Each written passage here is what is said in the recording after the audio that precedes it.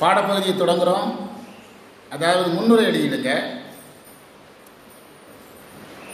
இந்த பதிகம் அயன்மால் தேட அரியவனாக இறைவன் நின்றான். அயன்மால் தேட அரியவனாக இருந்த இறைவன்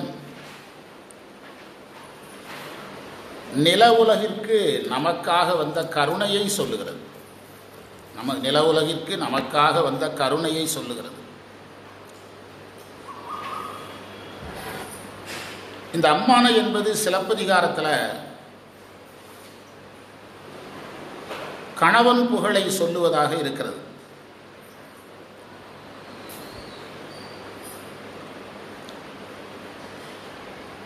அண்ணாமலையில் பெண்கள் பாடுவதை பார்த்து மாணிக்கவாசகர் இப்படி ஒரு பதிகத்தை அமைக்கிறார். இதையும் பாடட்டு என்ற எண்ணத்தில்.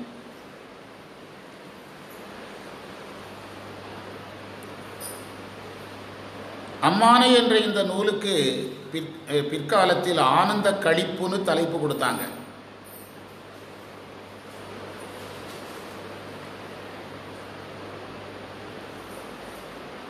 நாம் கண்டபத்தில் ஆந்தமிலா ஆனந்தம்ங்கிறத ரொம்ப வியப்பாக சொல்கிறோம். ஆனால் இந்த பதிகத்தில் நிறைய இடத்துல ஆனந்தம் இருக்குது. அது யாரும் பெருசாக எடுக்கிறது இல்லை. ரொம்ப முக்கியமான ஒரு பதிகம். இந்த பதிகத்தில் நிறைய இடங்களில் ஆனந்த களிப்புன்னு வர்ற, ஆனந்தம் பாடுதுங்கான் அம்மானாய் என்று வர்றதுனால தான் இதற்கு என்ன பெயர் வந்தது? ஆனந்த களிப்பு என்று வந்தது.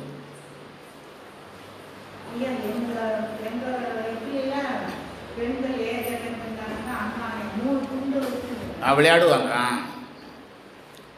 இதில் பின்னால் ஒரு பதிகத்தில் ஒரு திருப்பாட்டில் தசகாரியம் வருது. தசகாரியம் வருகிறது. இந்த அம்மானை ஆனந்த களிப்புனா என்னென்னா, சிவதரிசனம் நடந்து சிவபோகம் நிகழ்ந்து, இது ஒரு முக்கியமான பார்வை, சித்தாந்த பார்வை. இந்த பதிகத்தில் சிவதரிசனம் நிகழ்ந்து சிவபோகம் நிகழ்ந்து நான் என்ற எண்ணத்தை விட்டு சிவனுடைய புகழை பாடுவதுதான் அம்மானை.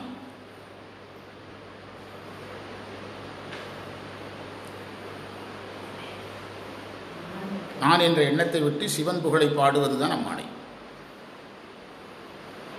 பழைய மரபுகளில் அல்லது பண்டை காலத்தில் வினா கேட்பதும் பதில் சொல்லுவதுமாக இது வழக்கத்தில் இருந்திருக்குது. மக்கள் வாழ்க்கையில் இருந்திருக்கிறது. வினா கேட்பதும் விடை சொல்லுவதுமாக. நேராக திருப்பாட்டுக்கு போகிறோம். நீங்கள் கையில் வச்சுருக்கிற புத்தகத்தில் பக்கம் 93வது பக்கம். செங்கண் நெடுமாலும் நெடிய நெடுமாலும் சென்று இடந்தும், இடந்தும்னா தோண்டியும்னு அர்த்தம். இடந்தும் தோண்டியும், சென்று பாதாளம் வரை சென்று, பொங்கு இன்பம் பெருகும்,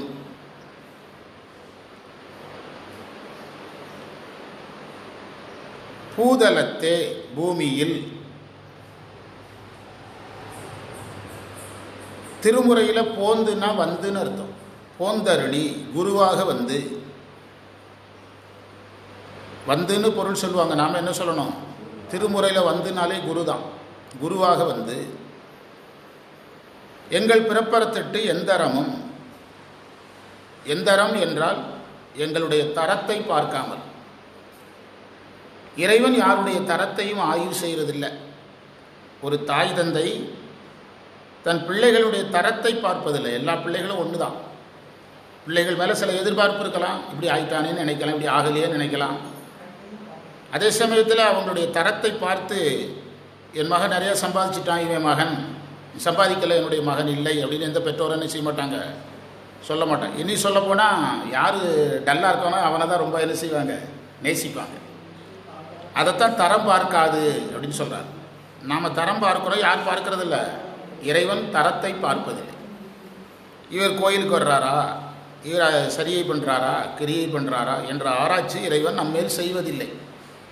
ஏனென்றால் அப்படி குறை இருந்தாலும் இறைவன் நினைப்பார், அதுக்கும் நம்ம தான் பொறுப்புன்னு நினைப்பார்.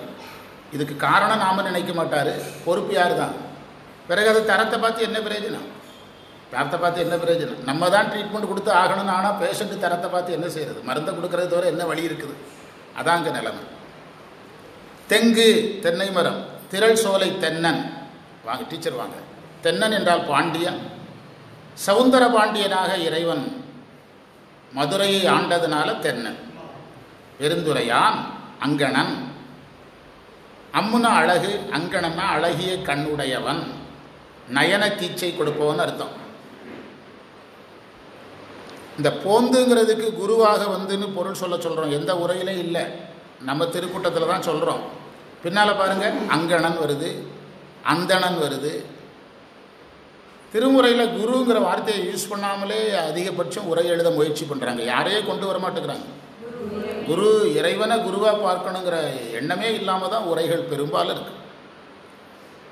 அங்கணன் நயனத்திச்சை கொடுப்பவன், அந்தணன் குரு. அரைகூவி வீடருளும். அரைகூவி வீடருளும் அதாவது கூப்பிட்டு கூப்பிட்டு மோட்சத்தை கொடுக்குறாராம். அரைகூவி வீடருளும், அழைத்து அழைத்து மோட்சத்தை கொடுக்குறாராம். இப்போ நான் ஒரு வங்கியில் பணம் எடுக்கணும்னா டெபாசிட் இருக்கணும், அக்கௌண்ட் புக் இருக்கணும். அதே மாதிரி ஒரு நம்ம ரேஷன் கடையில் ஜப்பான்காரன் பொருள் வாங்க முடியுமா? நம்ம ரேஷன் கடையில் இந்தியாக்காரன் வாங்கலாம். இப்படி நம்ம இதிலெல்லாம் லிமிட்டேஷன் இருக்குது. ஆனால் இறைவன் எந்த ஒரு லிமிட்டேஷனும் இல்லாமல் கூப்பிட்டு என்ன செய்கிறாரா? கொடுக்குறாரா. இப்போதாவது ஒரே நாடு ஒரே காடு. ஆமாம், எங்க பிரைவேட்டில். ஆமாம், ஃபோன் லோன் கொடுப்பான். ஆமாம் ஆமாம் ஆமாம், அப்படி கூப்பிட்டு கொடுப்பான். கட்டிடுவாங்கங்கிற தைரியத்தில். ஆமாம் ஆமாம், காசு இருக்கிறவங்களை பார்த்து கூப்பிடுவோம். ஆமாம். அரைகூவி வீடருளும் அங்கருணை வார்களே. கருணைனா அருளாளன், இரக்கமுடையவன். வார் நீண்ட கடலே பாடுதுங்கான் அம்மானாய். இந்த மந்திரத்தில் சிவன் புகழை பாடுவதற்காக தலைவி தோழியை அழைக்கிறாள்ங்கிறார். தலைவி தோழியை அழைக்கிறாள்.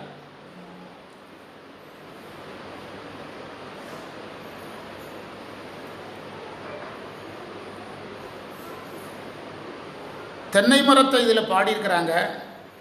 தென்னை மரம் மருத நிலத்திற்கு உரியது. இப்போ நெய்தல் நிலங்கள்லையும் தென்னை மரம் இருந்துச்சுன்னா அதுக்கு என்ன பேர்னா திணை மயக்கம்னு பேர். தமிழில் 2 நிலங்கள் கலந்துருக்குன்னு இருக்கும். திணை மயக்கம்னா கலம் அப்படின்னு உரையில் இருக்கு. தென்னை மரத்தை சொல்றதுக்கு ஒரு நம்ம திருமுறைகள்லாம் நம்ம ஒவ்வொரு குறியீட்டுக்கும் ஒரு காரணம் சொல்கிறோம். தென்னை மரத்துக்கு ஒரு காரணம் சொல்லியிருக்கிறார் பண்டித தண்டபாணி தேசிகர். இன்றைக்கி உரை முழுவதும் தண்டபாணி தேசிகர். என்ன காரணம் சொல்கிறாருன்னா, தென்னை மரத்துக்கு நம்ம அடியில் தண்ணி பாய்க்கிறோம், அதை தலையில் எதா தருது? இளநீராக தருது, தேங்காவாக தருது. அதுபோல் இறைவன் நமக்கு நாம் செய்கிற சாதனத்துக்கு பலம் தருவார்னு குறிப்புங்கிறார். அதாவது திருமுறையில் ஒரு விதி இருக்குது, யாரும் அந்த விதியை எடுக்கிறது இல்லை. ஏன்னா போர் அடிக்கும், அதுக்காக எடுக்கிறது இல்லை. என்ன விதினா, திருமுறையில் வர்ற விதி இயற்கை வளங்கள் எல்லாம் இறை வளத்தை சொல்லும். அந்த இயற்கை வளங்களில் இறைவனை பற்றிய செய்தி இருக்கும். நம்ம தென்னை மரம் வருது மாமரம் வருதுன்னு விட்டுறக்கூடாது. ஒரு சின்ன உதாரணம், பண்டார சாத்திரத்தில் பஞ்சாக்கர பக்கருடைன்னு ஒரு நூல் இருக்குது. அந்த நூலில் 5 வகையான பொருட்களை எடுத்துக்கொண்டு வந்தது. மயிர்த்தொகை, சந்தனம், அகில்கட்டை, அதையெல்லாம் எடுத்துகிட்டு வந்ததுன்னு ஒரு குறிப்பு இருக்குது. அதில் ஆதினப்புலவர் குஞ்சிதபாதையா கீழே எழுதுகிறாரு, இந்த 5 பொருள் என்பது நின்மலாவத்தை 5ன்னு எழுதுகிறார். இந்த 5 பொருள் எதை குறிக்கிறது? நின்மலாவத்தை 5ஐ குறிக்கிறது. சிவார்ப்பணம் 5ஐ குறிக்கிறதுங்கிறார். அதனால் திருமுறையில் எல்லாமே குறியீடு தான். இயற்கை காட்சிகள்னு விட்டிங்கன்னா ஏமாந்துறீங்க, போர் அடிக்கும். அதனால் யாரும் அதை பெருசாக சொல்ல மாட்டாங்க. பிறகு அதில் நம்ம ஒரு விளக்கம் சொன்னால் 9 விளக்கம் சொல்லலாம். பொதுவாக அந்த மாதிரி வாய்ப்பு இருக்கிற இடங்களை பெரியவங்க தொட மாட்டாங்க. நம்ம ஒன்று சொன்னால் அவன் ஒன்று சொல்லுவான், இன்னொருத்தர் இன்னொன்று சொல்லுவான், எதுக்கு ஒன்றுமே சொல்ல வேண்டான்ட்டு விட்டுருவாங்க. தென்னை மரத்தை சொன்னதுக்கு என்ன காரணம்? கீழே தண்ணி பாய்க்கிறோம், மேலே அது பலனை தருது. அதே மாதிரி இறைவனுடைய பணியில் நம்ம இருந்தோம்னா, பணிந்து பணி செய்தால் இறைவன் நமக்கு என்ன செய்வார்? பலன் தருவார் என்பது குறியீடு. ஆமாம், அதே தான். இதில் இந்த அங்கணன் என்பது இறைவனுடைய சூரியன், சந்திரன், வலதுகண், இடதுகண், நெற்றிக்கண் மூணையும் குறிக்குங்கிறார் உரையாசிரியர். சூரியன், சந்திரன், அக்னி மூன்றையுமே குறிக்குங்கிறார். சூரியன் உயிரை வளர்க்கும், சந்திரன் மனதை வளர்க்கும், நெருப்பு சங்காரம் செய்யும், அல்லது 3 தொழிலும் செய்யும் கூட சொல்லலாம். நெருப்பை கொண்டு படைக்கலாம், காக்கலாம், அடிக்கலாம். மறைமலை அடிகள் திருவாசக உரையில் சொல்கிறார், நெருப்பு 3 தொழில் செய்யும் இறைவன மாதிரிங்கிறார். சூரியன் உயிரை வளர்க்கும், அதான் சூரிய வழிபாடு. ஆண்களுக்கு பெரிதும் சூரிய வழிபாடு சொன்னது உயிரை வளர்க்க. பெண்களுக்கு சந்திர வழிபாடு சொன்னது மனம் சார்ந்ததெல்லாம் பெண்களுக்கு கொஞ்சம் அதிகமாக சொல்லுவாங்க நம்ம சமய நெறியில். புதன் என்ற கிரகம் சம்மந்தப்பட்டதுன்னா சந்திரன் சம்மந்தப்படுதுலாம் சொல்லுவாங்க ஜோதிடத்துறையில். யார் ஒருவருக்கு புதன் அதிகமாக சம்மந்தப்படுதோ அவருக்கு நரம்பு மண்டலம் நல்லா வேலை செய்யும், ஞானம் வரும், இப்படிலாம் சொல்லுவாங்க. பெண்களுக்கு என்ன வழிபாடு? சந்திரன் மனம் சார்ந்தது. இந்த சந்திரனுக்கும் மனசுக்கும் தொடர்பு உண்டு. நீங்கள் அன்றைக்கு கடல் அலை மாறுது, உவாக்கடல்ங்கிறார் மாணிக்கவாசகர். உவாக்கடல் நள்ளு நீருங்கிறார். உவான்னா அமாவாசை, திருவாசகத்தில் இருக்குது உவாக்கடல் அப்படின்னு இருக்குது. உவான்னா அமாவாசை. அமாவாசை அன்னைக்கு தண்ணி மேலே வர்ற மாதிரி எனக்குள்ள என்னமோ நடக்குதுங்கிறார் மாணிக்கவாசகர். புரியுதா? அதனால் இந்த மனம் சார்ந்தது என்னது? பெண்கள். அந்த மனம் சார்ந்ததுங்கிறதுக்கு சின்ன விஷயம். நம்ம வீட்டில் ஒரு குடும்பத்தில் ஒன்று நடந்துருது அப்படின்னு வச்சுருங்களேன், ஆண்கள் அதை விட வேகமாக மறந்துடுவாங்க. சிவார்ப்பணம், குருவே போற்றி. ஆனால் பெண்களுக்கு அந்த நேரம் போக போக அதை பற்றி சிந்தனை ஓவர் ஆகிட்டே போகும். ஆண்களுக்கு குறையும், எடுத்தோடனே எமோஷன் ஆகுவாங்க, அதுக்கு ஒரு படிப்படியாக உடனே மறந்துடுவாங்க. ஆனால் பெண்கள் பார்த்திங்கன்னா அதே யோசித்துக்கிட்டு அரை மணி நேரத்துக்கு ஒரு தடவை அதை பற்றி கமெண்ட் சொல்லிக்கிட்டே இருப்பாங்க வீட்டில். அரை மணி நேரத்துக்கு ஒரு தடவை இப்படி பண்ணிட்டார் உங்கள் பெரியப்பா, இப்படி பண்ணிட்டார் உங்கள் சித்தப்பா. பிறகு ஒரு அரை மணி நேரம் கழிக்கும். இப்படிலாம் செய்வார் நான் எதிர்பார்க்கல. திரும்ப ஒரு அரை மணி நேரம் போகும். 1.5 லட்ச ரூபா கூசாமல் எடுத்து கொடுத்தோம், அன்னைக்கெல்லாம் எங்கே போனார்? இப்படியே ஒரு 5-6 நாளைக்கு ஓடும். ஏன்னா இது என்ன சார்ந்தது? ஆமாம், சூரியன் உயிரை வளர்க்கும், சந்திரன் மனதை வளர்க்கும், நெருப்பு சங்கரிக்குங்கிறார். அந்தணன், அந்தணன்கிறதுல குளிர்ச்சிங்கிற பொருள். அந்தணன் குளிர்ச்சி. அந்தணர் என்போர் அறவோர் மற்ற எவ்வுயிருக்கும் செந்தன்மை பூண்டொழுகலாம். வள்ளுவர் சொல்றார், அந்தணர் என்போர் அறவோர் மற்ற எவ்வுயிருக்கும் செந்தன்மை பூண்டொழுகலாம். அந்தணன் என்பவன் அறம் செய்பவன். எல்லா உயிருக்கும் அவனால் ஒரு குளிர்ச்சினா நன்மை ஏற்படுது அப்படிங்கிறார். அதான் அந்தணன். நீங்கள் அந்தானன்னா பிராமணருங்கிற பொருள் எடுக்கூடாது. பிராமணருங்கிறது அது வேதம் சார்ந்தது, இது வேற. அதுதான் திருவாசகத்தில் அந்தணன். அதாவது ஏன் இறைவன் மேலே குளிர்ச்சியை கொண்டு சேர்க்கிறாராம்? கோடைகால வெப்பத்தை நீக்குவது போல பிறவிங்கிற வெப்பத்திலிருந்து யார் நம்மளை நீக்கிறாங்களா? இறைவன். வாங்க சிவார்ப்பணம். பிறவி என்ற வெப்பத்திலிருந்து நீக்கிறதுனால இறைவனை யாருங்கிறாராம்? அந்தணன். குரு பிறவிங்கிற வெப்பத்தில் நீக்கிறார். செங்கண் நெடுமாலும் ஏன் சொன்னாராம்? கண்ணு ரொம்ப சிவப்பாக இருக்கக்கூடாது, ரொம்ப வெள்ளையாகவும் இருக்கக்கூடாது. கண்ணு அதில் சயின்ஸ் படி எழுதுகிறார். கண்ணு சிவப்பாக இருந்துச்சுன்னா நரம்பு மண்டலம்லாம் ஃப்ரெஷ்ஷாக இருக்குன்னு அர்த்தமா. 100% நரம்பு மண்டலம் வேலை செஞ்சுச்சுன்னா கண் எப்படி இருக்குமா? ரொம்ப சிவப்பாகவும் இருக்கக்கூடாது, அதுக்காக ரொம்ப வெள்ளையாகவும் இருக்கக்கூடாது. இவர் பார்க்குற திறன் திருமாலுக்கு நல்லா இருக்குதான். அதனால என்ன நெடுமால்னாராம்? செங்கண் நெடுமால். நல்லா பார்க்குற திறமை இருந்தால் பார்க்க முடியாமல் போச்சு. கண்ணில் ஏதாவது கேட்ராக்ட் இருக்குன்னா கூட, கண்ணில் கேட்ராக்ட் இருக்குன்னா கூட பார்க்கலன்னு சொல்லலாம். கண்ணு நல்லா இருந்துங்கிறார் மாணிக்கவாசகர். செங்கண் நெடுமாலும் அப்படிங்கிறார். காண்பரிய, அதாவது அதில் 2 விஷயம் இருக்குது. அந்த நல்ல கண்ணை வச்சு சிவனை அனுபவிச்சிருக்கலாம், நல்ல கண்ணை வச்சு பார்க்கவாவது செய்திருக்கலாம். ஒன்றுமே நடக்கலையே. எதன் காரணம்? நான் கடவுள் என்ற எண்ணத்தினால அதெல்லாம் போச்சுங்கிறார். காண்பரிய இந்த காண்பரியங்கிற அயன்மாலை ஏன் திருமுறை குறை சொல்லிக்கிட்டே இருக்குது அப்படின்னா, நீங்கள் எல்லார்ட்டையும் நான் வேண்டது என்னென்னா, பெரிய புராணம் வீட்டில் வச்சுருந்தீங்கன்னா முதல்ல எடுங்க. தோடுடைய செவியன் பாடின உடனே சேக்கிழார் அதில் விளக்கம் சொல்கிறார். தோடுடைய செவியனுக்கு விளக்கம் சொல்கிறார். 8வது மந்திரத்தில் என் ராவணன்னு ஒரு பாட்டு எழுதுகிறார். 9வது மந்திரத்தில் அயன்மால் எதுக்குன்னு ஒரு பாட்டு எழுதுகிறார். 10வது மந்திரத்தில் சமண பௌத்தர்கள் எதற்குன்னு ஒரு பாட்டு எழுதுகிறார், ஒரு செய்யுள் எழுதுகிறார்.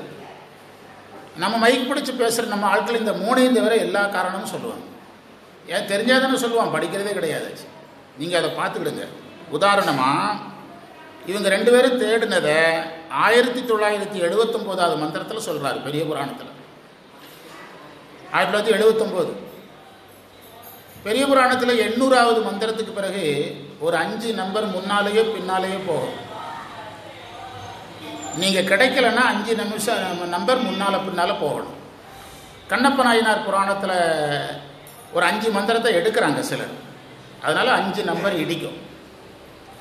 அதனால் நீங்கள் தேடின மந்திரம் கிடைக்கலன்னா ஒன்று 5 மந்திரம் முன்னால் போகணும், இல்லைன்னா பின்னால் போகணும். அந்த மந்திரம் எப்படி தொடங்குதுன்னா, தொழுவாருக்கு அருள்வார் என்று தொடங்குகிற மந்திரம், தொழுவார்க்கேன்னு தொடங்குகிற மந்திரம். இவங்க 2 பேரும் தேடின கதையை எதுக்கு ஞானசம்பந்தர் தோருடைய செவியன்ல சொன்னார்? அதுக்கு சேக்கிழார் சொன்ன காரணம், தொழுவாருக்கு அருள்வார் சிவன். இவங்க 2 பேருக்கும் ஒரு விஷயம் தெரியாமல் போச்சுது, கும்பிட்டா அருள் செய்வாருங்கிறது தெரியாமல் போச்சுது என்பது அறிந்து தொழாமல், என்பதை அறிஞ்சிருக்கணும், அறியலை. கும்பிட்டுருக்கணும், கும்பிடலை. தவறு செய்த மனத்தால் அங்கே என்ன நிகழ்ந்துட்டுங்கிறாரு, அங்கேயே தப்பு தொடங்கியாச்சு. கும்பிட்டா அருள் செய்வாருங்கிறது தெரியாமல் போச்சு, கும்பிடாமலும் போயிட்டாங்க, மனசு கெட்டு போச்சு. தவறு செய்த மனத்தால் மயக்கம் கொண்டு தேடினர்.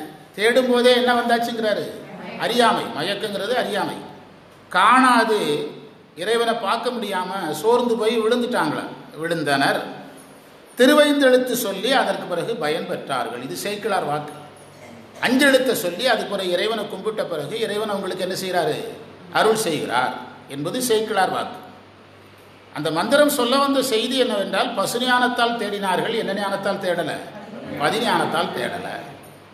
இப்படி 3 பேருக்கும் மந்திரம் இருக்குது. அந்த ஞானசம்பந்தர் தேவாரம் முழுவதுக்கும் நீங்கள் அந்த ராவணனுக்கு சேக்கிழார் காரணம் சொல்கிற காரணத்தை எல்லாத்துக்கும் அந்த காரணத்தை சொன்னால் போதும்.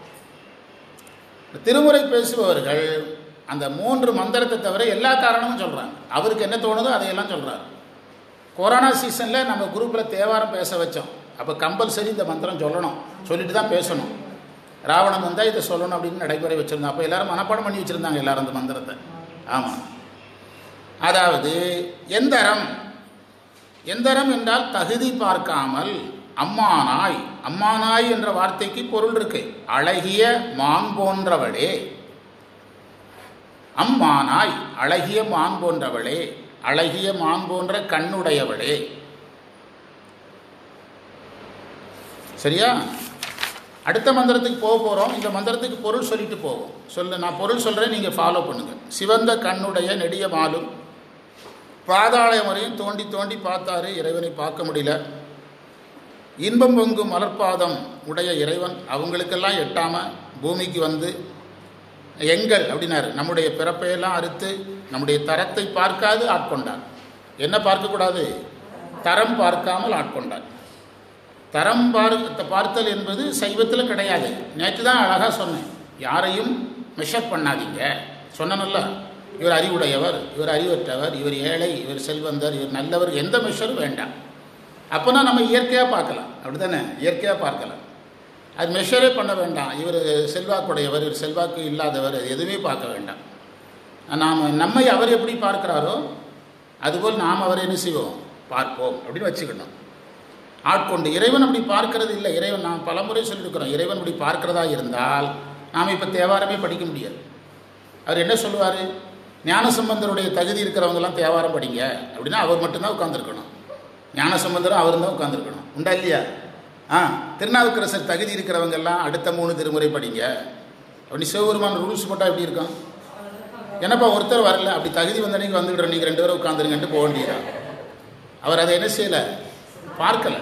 இறைவன் அதை பார்க்கலை. ஏன்னா இது சமய நெறியில் கட்டாயம், சமய நெறியில் கட்டாயம். இது எல்லாருக்கும் உள்ளது தான். நம்ம வகுப்பில் டெய்லி வகுப்பில் சொல்லியிருக்கிறோம். ராமகிருஷ்ணர் பற்றிய ஒரு குறிப்பு. ராமகிருஷ்ணர் இடத்துல ஒருத்தன் வந்து என்னை சீடனாக ஏற்றுக்கிடுங்கன்னு கேட்குறான். அது நான் புத்தகத்தில் படித்தோன்னா செவி வழி செய்தியே தெரில. சாதாரணமாக ஏற்றுக்கிட்டேங்கிறார். அவன் சொல்கிறான், என்னிடத்தில் நிறைய தீய பழக்கங்கள் இருக்குதுன்னு சொல்கிறான். இது அவருடைய வரலாற்றில் வருதா சார்? தீய பழக்கங்கள் இருக்குங்கிறான். பரவாயில்ல, என்ன தப்பு வேணாலும் பண்ணிக்க, செய்யும்போது யாரை நினச்சிக்க, எதை நினச்சிக்க அப்படிங்கிற. பார்த்தீங்களா, போடுறான். அப்போ அதை இல்லை. ஆமாம்.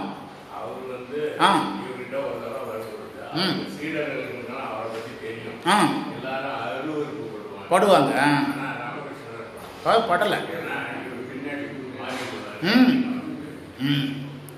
அப்போ அவர் சொல்கிறார், என்ன தப்பு வேணாலும் பண்ணிக்க, செய்யும் போது என்ன நினச்சிக்கங்கிறார். இவரை நினைத்து கொண்டு அந்த தப்பை செய்ய முடியாமல் அவன் ராமகிருஷ்ணருக்கு யாராகிறான்? சீடராகிறான். நீங்கள் நினைக்கிற மாதிரி தரம் பார்த்து யாரையும் ஏற்க முடியாது. அப்படி தரம் பார்த்து யாரையும் ஏற்க முடியாது.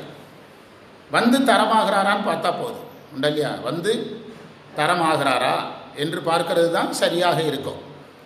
பிற மதங்களிலே இந்த வரலாறு இருக்குது. நான் பள்ளிக்கூடத்தில் படிக்கும்போது என்னுடைய ஆசிரியர் எல்லாருமே கிறிஸ்டின் தான்.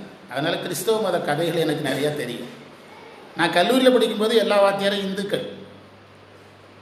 இந்த ஒரு கிறிஸ்தவ இலக்கியம் ஒன்று உண்டு இல்லை, ரட்சணி யாத்திரிகம். ரட்சணி யாத்திரிகம்னு ஒரு இலக்கியம் இருக்குது. அது சிலபஸாக இருக்கும். அதில் எதுவுமே தெரியாது வாத்தியாருக்கு. இப்போ நாங்கள் தான் சொல்லிக் கொடுப்போம். யாருக்கு? இந்த கதையை சொல்லி ஜெய்சிங் பாரு. பிறகு அந்த கதையை ஃபுல்லாக சொன்னவரை அவர் நடத்துவார். யார்? பேராசிரியர், மதுரையில். அதில் அவருடைய ஜீசஸ் வாழ்க்கையில் ஒரு வரலாறு இருக்குது. என்ன செய்தின்னா, ஒரு பெண் இதே மாதிரி தான். ஒரு பெண்ணு மேலே நிறைய கெட்ட பேர். அந்த பெண் வந்து என்ன நினைக்கிறான்னா, ஜீசஸை நம்ம ஒரு தடவை தொட்டுட்டோம்னா நம்ம பாவமெல்லாம் போயிடும்னு நினைக்கிறான். இப்போ எல்லாரும் அவரை சுற்றி வளைச்சிருக்கிறாங்க. அந்த கூட்டத்துக்குள் நுழைஞ்சி அவருடைய ட்ரெஸ்ஸை தொட்டுடுறான்.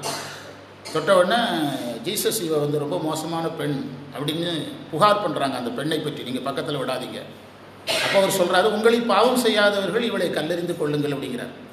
உங்களில் பாவம் செய்யாதவர்கள் இவரை கல்லெறிந்து கொள்ளுங்கள் அப்படிங்கிறார். அப்போ அவங்க எல்லாருமே கலைஞ்சு போயிடுறாங்க. ஏன்னா எல்லா பயிர்களும் கெட்டவனுவன். அப்போ நீ எல்லாரும் கெட்டவன், அதே மாதிரி அவளும் கெட்டவா, இது எதுக்கு நீ சீரியஸாக எடுக்கிறா, நாளைக்கு நல்லவளாக இருக்கிறாலும் பாரு என்பது அவர் சொல்ல வந்த செய்தி. வகுப்பில் சொல்லியிருக்கிறேன், நம்ம பாடத்தில் பதிஞ்சிருக்கேன். கிறிஸ்டின் ஸ்கூலில் நான் படித்ததுனால அந்த கதையெல்லாம் தெரியும். இன்னொரு கதை அதில் நடக்குது. நம்ம கதையெல்லாம் உங்களுக்கு தெரியுங்கிறதுனால நான் வெடிக்கதையை சொல்கிறேன். சகேயுன்னு ஒருத்தனுடைய ஹிஸ்ட்ரி வருது அதில், ஜீசஸ் வாழ்க்கையில். அவன் என்ன செய்கிறான்னா, 100 ரூபா டேக்ஸுக்கு 200 ரூபா டேக்ஸ் வாங்குறான். ஊருக்கு வரி போடுறவன். நம்ம ஊரில் என்ன சொல்கிறோம், கணக்கு பிள்ளைங்கிறோம், பஞ்சாயத்து ஆஃபீஸுங்கிறோம்ல, அந்த மாதிரி அந்த காலம் 2000 வருஷங்களுக்கு முன்பு ஆஃபீஸ் நடத்தினேன். கிராமத்தில் இருக்கிறவங்களுக்கு என்ன பேர், விஓ, பஞ்சாயத்து ஆஃபீஸர், தண்டல், அந்த மாதிரி வேலையில் இருந்தவன். 100 ரூபா ஒரு வீட்டுக்கு வரினா 200 ரூபாயை போடுறது. ஊர் முழுவதும் பேரை கெடுத்துட்டான். அரசாங்க செல்வாக்குங்கிறதுனால ஒன்றும் பண்ண முடியல. அந்த ஊருக்கு இவர் வர்றார். அவன் வந்து ரொம்ப குள்ளமாக இருப்பான். புரியுதா? அவங்க பாட்டு படிப்பாங்க, சகேயு ஆயக்காரன் குள்ளமானவன் அப்படி படிப்பாங்க. எங்கள் நான் படிக்கிற பள்ளிக்கூடத்தில் 12 வருஷம் கிறிஸ்டின் கூட படித்தா எப்படி இருக்கும்? வாத்தியார் எல்லாம் கிறிஸ்டின். புரியுதா? அவங்களுடைய அந்த 30 நாள் விரத நாட்கள் இருக்குல்ல, அப்போ வகுப்பு டேபிளில் உண்டியல் இருக்கும். அதில் நம்ம காசு போட்டுக்கலாம். ப்ரேயரில் அறிவிப்பாங்க எந்த வகுப்பில் அதிக உண்டியல் வசூல்னு. அதனால் நாங்கள் போட்டி போட்டு நிறைய காசை கொண்டு போடுவோம். அதெல்லாம் இருக்குது. அப்போ அவர் என்ன செய்கிறாருன்னா, அந்த ஊருக்கு வர்றார். இவன் வந்து ரொம்ப குள்ளமாக இருக்க. யூதர்கள் வந்து ரொம்ப ஹைட்டாக இருப்பாங்க. உலகின் அதிகமான அழகான மனித இனம் எது? யூதர்கள். நம்ம பிராமணர்களில் ஹைட்டாக இருக்கிற பிராமணர்கள் மாதிரி அவங்க இருப்பாங்க. நம்ம பிராமண இனமே அதனுடைய தொடர்ச்சி தாங்கிறாங்க. அதனால் இவரும் யூத மதத்தை சேர்ந்தவர். அதனால் இவர் ரொம்ப ஹைட்டாக இருப்பார். அந்த ஊர்க்காரங்களும் அதனால் இவன் என்ன செய்கிறார், மரத்தில் ஏறி உட்காந்துடுறான். மரத்தில் ஏறி ஒரு உட்காந்து பார்க்கணும்னு நினைக்கிறேன். மரம் ஏறினது இப்படி ஒரு மோசமான இந்த ஊரில் இப்படி ஒருத்தர் இருக்காங்கிறது அவர் தெரியாது. இவர் வர்றாரு, அந்த மரத்தடியில் வர்றாரு. இவருக்கு அந்த கடவுளை அதை உணர்த்துறார். ஒரு மோசமான பையன் மேலே உட்காந்துருக்குறான் அப்படின்னு. அவனுடைய வாழ்க்கை வரலாறுலாம் அவருக்கு அவருடைய அந்த யோகத்தில் அவருக்கு தெரியுது. அவர் சொல்கிறாரு, சகையும் கீழே இறங்கி வா, இன்றைக்கி மத்தியானம் உங்கள் வீட்டில் தான் சாப்பிட்றேன் அப்படிங்கிறார். அப்போ சுற்றி இருக்கிறவங்களாம் மோசமான பையங்க, அவங்க வீட்டுக்குள்ளே போயிடாதீங்க, பாவம் பிடிச்சிடுங்கிறாங்க. இவர் அதையும் மீறி போகிறார். அவங்க கூட மத்தியானம் உட்காந்து சாப்பிட்றாரு. சாப்பிடும்போது என்ன சொல்கிறாருன்னா, நீ செய்தது பெரிய பாவம், செய்யக்கூடாது, இந்த தவறுகளை நம்ம நிறுத்திடணும், சரியா அப்படிங்கிறார். அவன் சொல்கிறான், நான் இந்த தவறுகளை செய்தது யாரிடத்தில் 200 ரூபாய் அதிகமாக வாங்கியிருந்தால் 400 ரூபாயாக கொடுத்து விடுகிறேன். இரண்டத்தனை அப்படிம்பாங்க அவங்க கலாச்சாரத்தில். இரண்டத்தனை மடங்காக அப்படின்னு அர்த்தம், 2 மடங்காக. 1000 ரூபாய் அதிகமாக வாங்கியிருந்தால் 2000 ரூபாயாக கொடுத்து விடுகிறேன்கிறான். இப்போ இவனை யார் தான் திருத்துறது? இப்படிப்பட்ட ஒரு மோசமானவனை யார் தான் திருத்துறது? அப்போ அதுக்கு யார் தேவைப்படுறா? சமயவாதிகள். அது எந்த மதமாக இருக்கலாம், நமக்கு அவர் வேண்டியதில்லை. ஆனால் அங்கே அப்படி நடந்திருக்குன்னு சொல்கிறேன். நமக்கு மெய்ப்பொருள் நாயனார் என்ன வர்றார்? மெய்ப்பொருள் நாயனாருக்கு தெரியாதா வந்தது முத்தநாதன் கொல்ல வர்றான்னு தெரியாதா? அவ்வளோ பெரிய மன்னனுக்கு தெரியாதா? மன்னர்கள் அமைச்சர் லைட்டாக அசைஞ்சாலே கண்டுபிடிச்சிருவாங்க, உண்டா இல்லையா? இப்போ நம்ம அரசியல்வாதிகளை இன்னொரு கட்சியில் போய் பேச்சுவார்த்தை நடத்துகிறாங்கனாலே கண்டுபிடிச்சிடுறாங்க. மன்னர்கள் எவ்வளோ வெளிப்பாக இருக்காங்க. வந்திருக்கிறது முத்தநாதன் தெரியும், எதை மதித்தார்? வேடத்தை மதி. அப்போ அதனால தான் இந்த எந்தரம்ங்கிற வார்த்தை சைவத்தில் ரொம்ப முக்கியம். நம்ம எல்லாருக்கும் பாடம். யாரையும் என்ன பார்க்கக்கூடாது? தரம் பார்க்கக்கூடாது. இவனுக்கு நன்றாக பாட்டு வருகிறது, அதனால் குரூப்பில் சேர்த்துக்கலாம். இவனுக்கு நல்லா பாட்டு வரல, அதனால் குரூப்பில் சேர்க்க வேண்டாம். அப்படி எதுவுமே நினைச்சக்கூடாது, பார்க்கக்கூடாது. தெங்கு திரள் சோலை பொருள் சொல்லிட்டோம். தென்னன் இறைவன் சவுந்தரபாண்டியனாக இருந்து சொல்லிட்டோம். பெருந்துறை என்பது நம்ம எப்பவுமே பெருந்துறை என்பதே குருவுக்கான ஒரு குறியீட்டு சொல். திருப்பெருந்துறையில் தான் இறைவன் குருவாக இருக்கிறார். அங்கணன் நயனத்தீக்கை கொடுக்கக்கூடியவன் அந்தனார் குருவாக வந்து கூப்பிட்டு மோட்சத்தை கொடுக்குறாராம். புரியுதா? சிவார்ப்பன் கூப்பிட்டு மோட்சத்தை கொடுக்குறாராம். அரைகூவி வீடர்களும் கூப்பிட்டு எதையெல்லாமல் கொடுக்கலாம், மோட்சத்தையே கொடுக்குறார். மூல பண்டாரம் வழங்குகின்றான். அம்மா பாடுதுங்கான் அம்மானை. மந்திரம் 2. 2வது மந்திரம் பாரார். பொருள் எழுதுங்க. பாதாளத்தார், கீழ் உலகில் உள்ளவர்.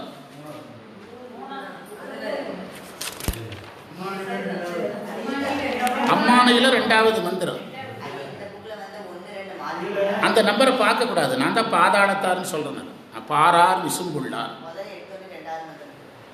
பாரார் விசும்புள்ளார். பாதாளத்தார்னா கீழ் உலகத்தில் உள்ளவர். அங்கே எந்த நம்பருமே ஃபாலோ பண்ணக்கூடாது. திருமந்திர நம்பர் எல்லா நம்பருமே பயனற்றது. பேராளன், பேராளன் என்றால் பெருமை உடையவர். பாதாளத்தார் கீழ் உலகத்தில் உள்ளவர். பாதாள உலகத்தில் உள்ளவர் பாதாளத்தார். பிச்சு, பிச்சு என்ற சொல்லுக்கு சிவனை தவிர எல்லாவற்றையும் மறப்பது, அதுதான் பிச்சு. பித்து தான் பிச்சு. நேற்று தான் சொன்னோம். உங்களை பார்த்து யாராவது இவருக்கு சைவ பைத்தியம் பிடிச்சிட்டு இது வரைக்கும் சொல்லியிருக்காங்களா? அப்போ நம்ம சைவம் சரியாக பண்ணலைன்னு அர்த்தம். புரியுதா? பணக்காரனை பார்த்து என்ன சொல்கிறோம்? பணக்கிருக்கன் ஆகிட்டான்னு சொல்கிறோம்ல. அப்போ நம்மளே என்ன சொல்லணும்? சைவ கிருக்கன் ஆகிட்டான்னு சொல்லியிருக்கணும்ல. சொல்லலைல்ல.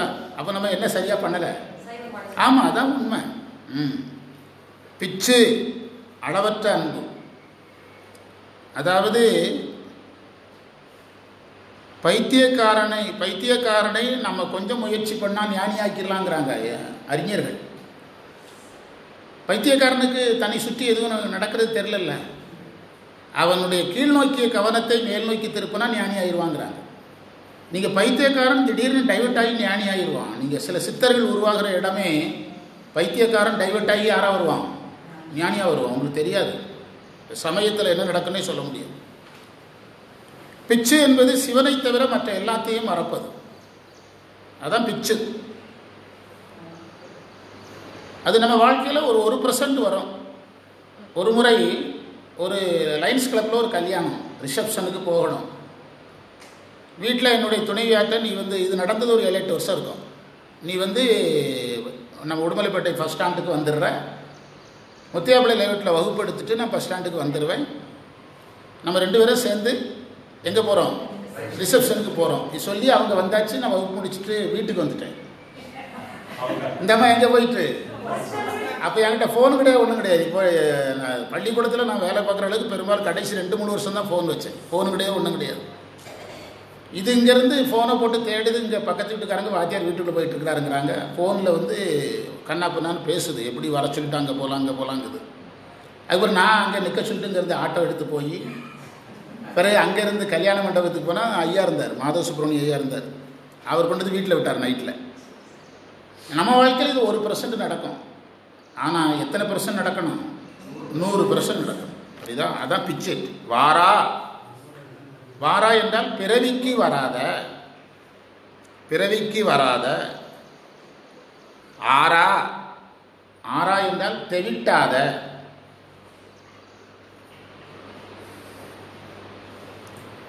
பேராசை வாரியன், வாரினா கடல், பேராசைனா அருள். இந்த இடத்துல அருள்னு அர்த்தம். நேரடியாக பொருள் எடுத்தால் அப்படியே எடுக்கலாம். நம்மெல்லாம் மோட்சமடையணும்னு இறைவன் நினைக்கிறதே ஒரு பேராசை தானே. உண்டா இல்லையா? உண்டா இல்லையா? அவருக்கு பேராசை தானே. அப்படியே இயல்பாக எடுத்தா சரி, இயல்பாக எடுத்தால் நான் அம்பானி ஆகணும்னு சொன்னால் நீங்கள் என்ன சொல்கிறீங்க? இதெல்லாம் ஓவர். ஏதோ உடுமலைப்பேட்டையில் பெரிய பணக்காரன் ஆகணும்னு சொல்லுங்கள், உங்கள் தெருவில் பணக்காரன்னு கரெக்டு. ஆனால் சிவபெருமான் எல்லாரையும் அம்பானி ஆக்குவேன்னு ஆசைப்படுறாரா? எல்லாருக்கும் மோட்சங்கிறாரு. யாவரும் பெறவரும். இப்போ அதுவே ஒரு பேராசை தான். இயற்கையாக பொருள் எடுத்தா, சித்தாந்தத்துக்கு கட்டுப்படாமல். பேராசை வாரியன் அப்படின்னார். இப்போ அதற்கு விளக்கம் சொல்கிறாங்க. சிவாயன் விளக்கம் சொல்கிறாங்க. பாரார், பாரார்னா நாம நில உலகத்தில் வாழ்பவர்கள். நில உலகத்தில் இன்ப அனுபவமும் உண்டு, துன்ப அனுபவம் உண்டு. அதனால தான் அவர் பிரிக்கிறார். பாரார், விசும்புள்ளார், பாதாளத்தார், புறத்தார். நில உலகத்தில் இன்ப அனுபவம் உண்டு, துன்ப அனுபவம் உண்டு. விசும்புள்ளார் அங்கே விண்ணுலகத்தில் என்ன அனுபவம் மட்டும்? இன்ப, பெரிதும் இன்ப அனுபவம் மட்டும். பாதாளத்தில் பெரிதும் என்ன அனுபவம்? துன்ப அனுபவமும் அறியாமையும். புறத்தார் மற்ற புவனங்களில் இருக்கிறவங்க. இப்போ மாணிக்கவாசகர்கிட்ட போவோம். அதாவது நில உலகத்தில் உள்ளவங்க அறிய முடியாது, ஆகாயத்தில் உள்ளவங்க அறிய முடியாது, பாதாளத்தில் உள்ளவங்க அறிய முடியாது, வேறு புவனத்தில் இருக்கிறவங்க அறிய முடியாது, யாரும் காண்பதற்கு அறியாம் அப்படி சொல்லி மாணிக்கவாசகர் சொல்லி முடிக்கிறாருன்னு வச்சுக்கிடுவோம். நம்மளை மாதிரி வாய் ஓவராக பேசுகிறவன் அப்போ அவர் இருந்து என்ன பிரயோஜனம் அப்படின்னு கேட்பாங்கல்ல. அவர் உடனடியாக பதில் சொல்லிட்டார், எமக்கு எளியான் அப்படின்னாரு. கேட்பான்னு தெரிஞ்சு என்ன சொன்னார்? எமக்கு எளியான் அப்படின்னாரு. எமக்கு எளியான் உரையாசிரியர் சொல்கிறார், அப்படியே சொல்கிறார். பயன் என்னன்னு அவர் எழுதுறதை தான் நான் சொல்கிறேன். எமக்கு எளியான், எளிய பேராளன். பிச்சேற்றி, பிச்சுங்கிறதுக்கு பொருள் என்னென்னா எண்ணம், சொல், செயல் மூன்றும் யார் மேலே? இறைவன் மேலே. அதான் பிச்சேற்றி. முன்னை அவனுடைய நாமம் கேட்டால் நிறுத்தி பேசணும். மூர்த்தி அவனுடைய வண்ணம் கேட்டால், பின்னை அவனுடைய ஆருள் கேட்டால், பேர்த்தும் அவனுக்கு பிச்சியானால். அதுதான் மூன்றுமே அதுவாக மாறிடணும். அதைத்தான் பிச்சேற்றி. வாராவழி கற்றீண்டு மெய்ப்பொருள் கண்டார் தலைப்படுவர் மற்றீண்டு வாராநெறி. வள்ளுவருடைய வார்த்தை. வாராநெறி யாருடைய வார்த்தை? கற்றீண்டுன்னு ஒரு திருக்குறள் தொடங்குது. தொடக்க எழுதி வச்சுடுங்க. அந்த திருக்குறளில் இந்த வரி அப்படியே இருக்குது. வாராநெறி கற்றீண்டு மெய்ப்பொருள் கண்டார் தலைப்பிடுவர் மற்றீண்டு வாராநெறி. யார் அருள் ஞான நூல்களை படிக்கிறானோ அவனுக்கு பிறவி இல்லைங்கிறார். யார்? வள்ளுவர். அந்த வரியை மாணிக்கவாசகர் யூஸ் பண்ணுறார். மாணிக்கவாசகருக்கு முன்பு வந்தவர் திருவள்ளுவர்.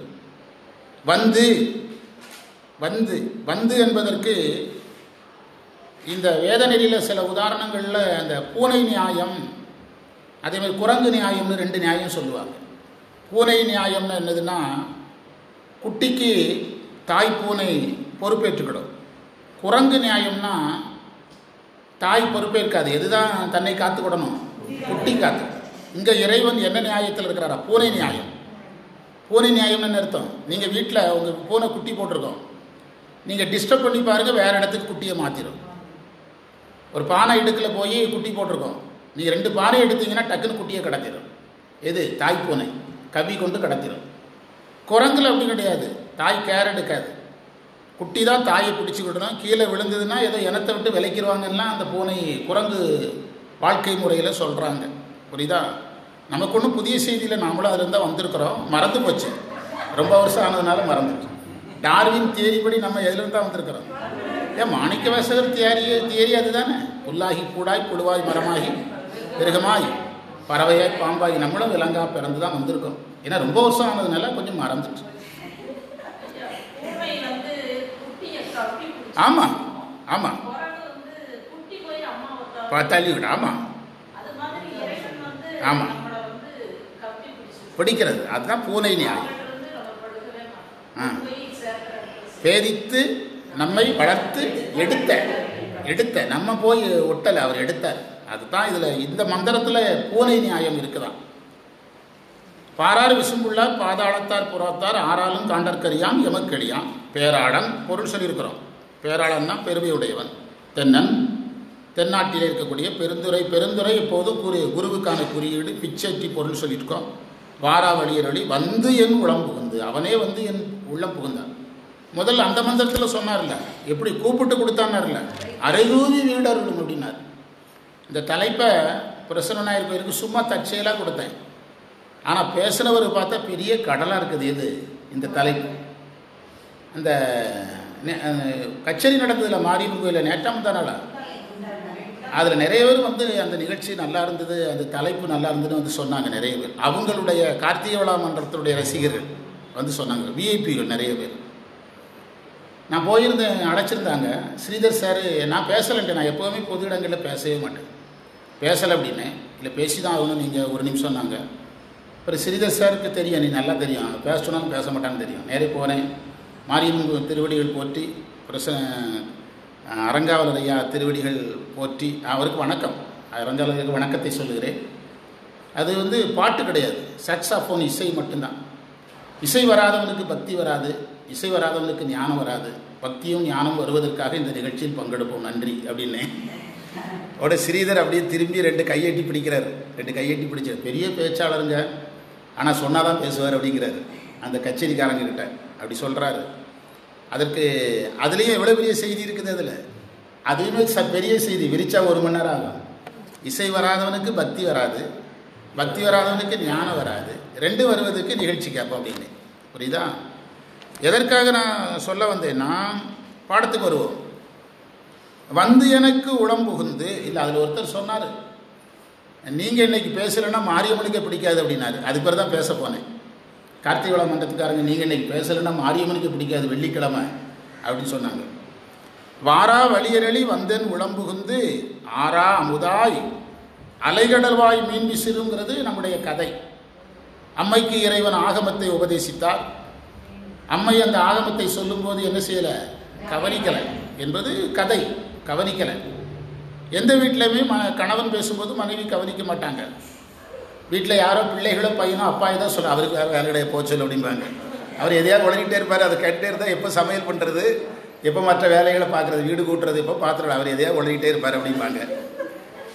கரூரில் இப்போ தான் சொல்லிட்டு வந்தேன், நிறைய இடங்களில் சொல்லிட்டேன். எல்லா வீட்லையும் அப்படி தான்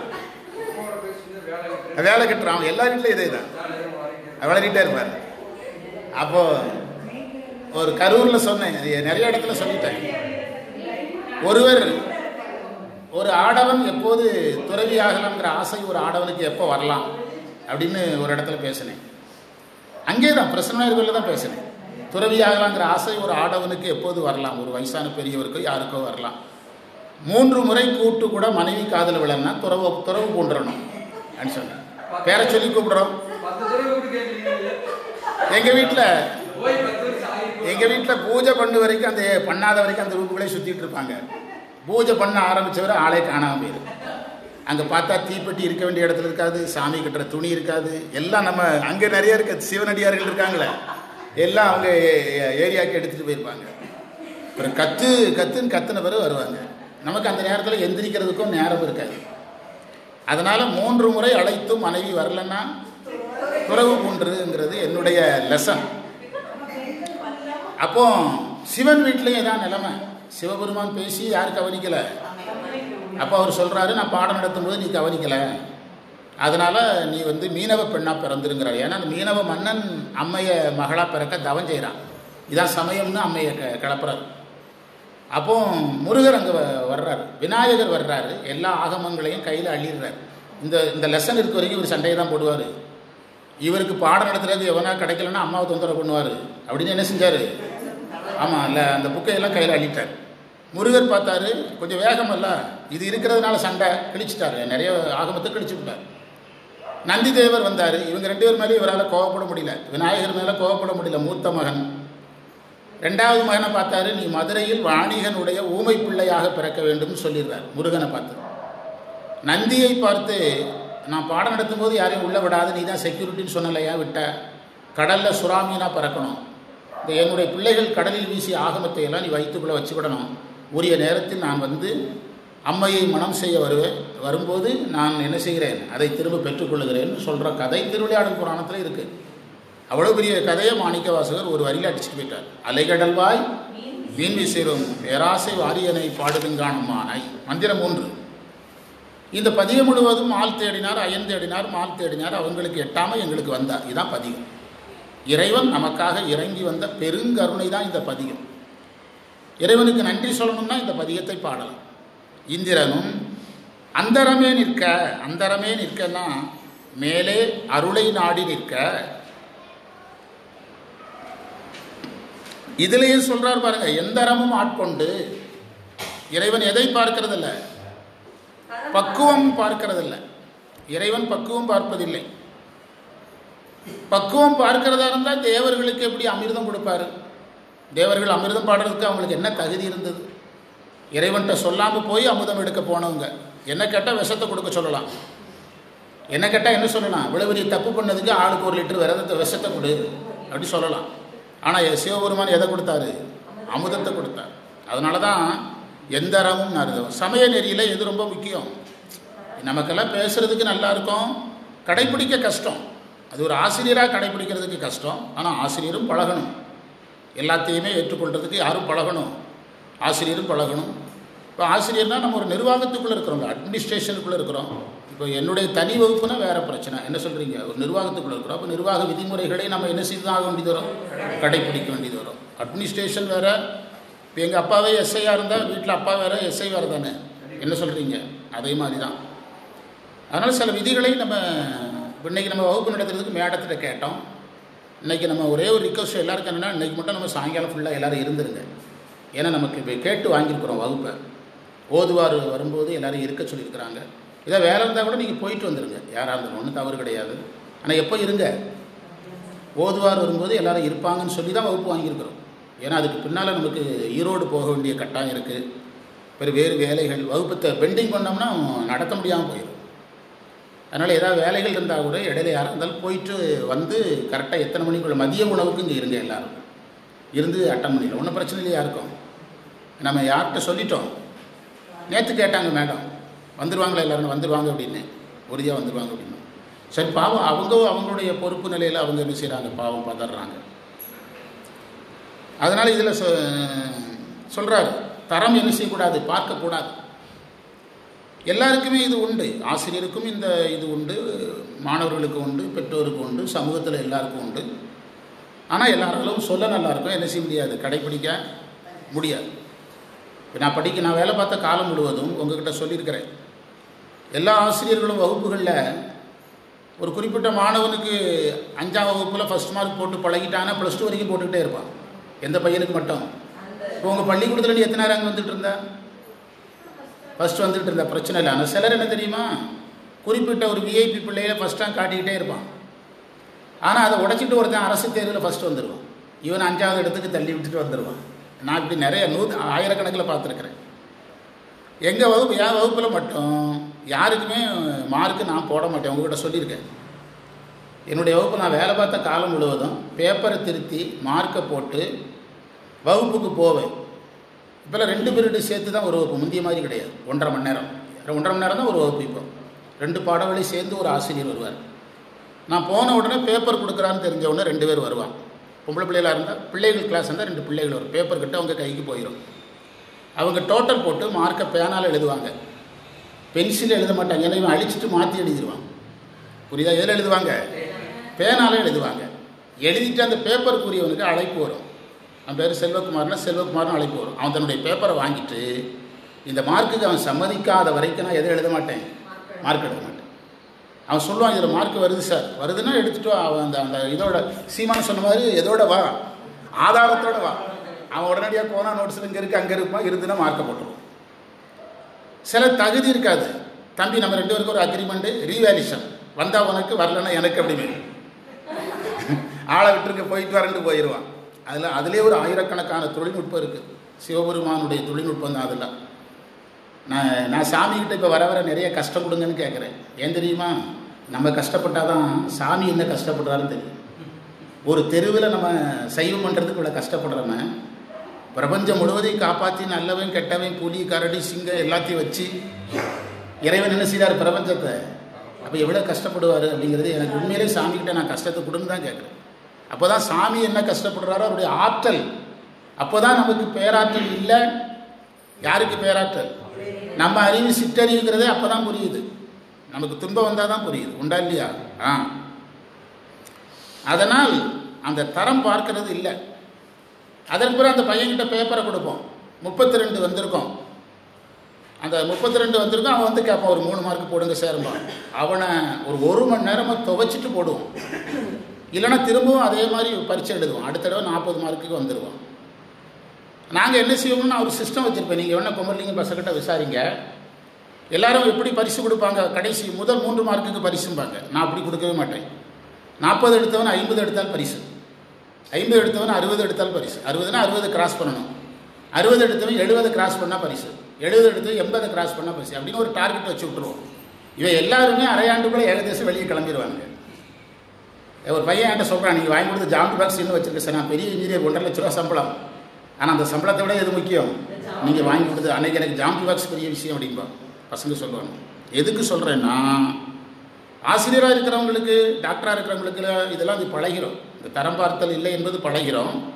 ஆனால் அது எல்லாருக்கும் உரியதுன்னு சொல்கிறேன். அப்பாவுக்கு உரியது, அம்மாவுக்கு உரியது, எல்லாருக்குமே உரியது என்று சொல்கிறோம். ராமாயணத்தில் ஒரு செய்தி சொல்லுவாங்க. ராமாயணத்தில் வந்து ராமன் பாலப்பருவத்தில் இருக்கும்போது ஒரு கிராமத்துக்காரன் அவருக்கு நண்பனாக இருக்கிறான்.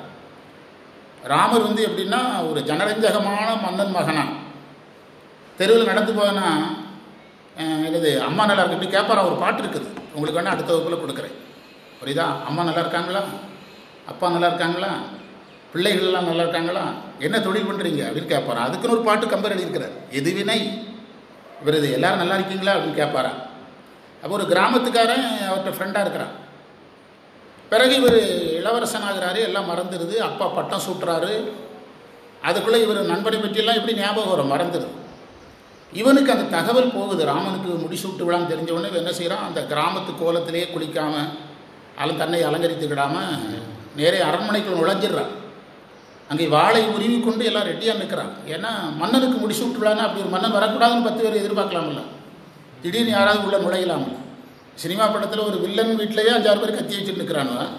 அப்போ ஒரு மன்னனுடைய இதில் அப்போ இவன் உள்ள அரண்மனைக்குள்ள டே ராமா அப்படிங்கிறான். எப்போ கூப்பிட்ட மாதிரி? இங்கே 56 தேசத்து மன்னர்களும் உட்கார்ந்துருக்கிறாங்க. முடிசூட்டு விழா, ராமன் சிம்மாசனத்தில் உட்கார்ந்துருக்கிறான். அப்போ பார்த்து டே ராமா அப்படின்னு சொல்கிறோம். அந்த கிளைக்கதைகளில் வரும்போது தெரியுது ராமாயணம் சார்ந்த கிளைக்கதை. அதை வால்மீகி ராமாயணத்தில் வரல, நம்ம ராமாயணத்தில் வராமல் போயிருக்கலாம், கிளைக்கதையில் இருக்கும்போது. அப்போ உடனே வாளை உருவி வெட்டுறதுக்கு போகிறான். ராமனை பார்த்து டேன்ட்டா அது ரொம்ப அசிங்கமாக வர்றான். அப்போ ராமர் சொன்னாராம், இனி டேன்னு சொல்கிறது 2 பேர் தான். ஒன்று இவன், இன்னொன்று எங்கள் அப்பா. எங்கள் அப்பா இல்லை, யாருக்கு சமம்? எங்கள் அப்பாவுக்கு சமம். இப்போ சீதை வருவரைக்கும் யார் கூட உட்கார வச்சுக்கிட்டாரான்? சிம்மாசனத்தில் உட்கார வச்சுக்கிட்டாரான் பக்கத்தில். சீதை வந்தவரை 2 பேரும் உட்கார்றதா நம்ம ஒரு தோற்றம் பார்க்குறோமல்ல, அது வரைக்கும் என்ன செஞ்சுக்கிட்டாரான்? பக்கத்தில் எங்கள் அப்பா மாதிரி உட்காரட்டும் அப்படின்னாரான். இது வந்து நீங்கள் இதை நம்ம உணர தான் நம்ம எல்லாமே பண்ண முடியும். சமயத்தை விட்டுருங்க, எல்லாமே பண்ண முடியும். என்ன பார்க்கக்கூடாது? தரம் பார்த்தல் கூடாது. அது மாணிக்கவாசகர் வலியுறுத்துறார். எந்தரமும் ஆட்கொண்டு தோள் கொண்ட நீட்டனாய். அந்த கிருஷ்ணருக்கு குசேலரா, அதெல்லாம் அதுதான். நமக்கு களி, சேந்தனார் களி. தோள் கொண்ட நீட்டனாய். இறைவன் தோளில் நீர் பூசியிருந்தால் குரு.